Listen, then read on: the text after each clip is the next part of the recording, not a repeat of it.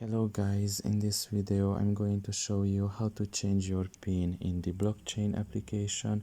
The first thing you need to do is enter the app. Once you're done with that and you are in the home page, you should look at the top of your left corner and there you will see a profile symbol. Press on it. And here in this page you can just scroll down a little bit and under the settings category you should select the fourth option, which is security. And here you should just select the second option, which is change PIN. And at first you should write in your PIN here. And now you can create a new one. And you can just confirm that. And your PIN was just created. And the next time you log in, you enter the app, that is the PIN that you have to write in.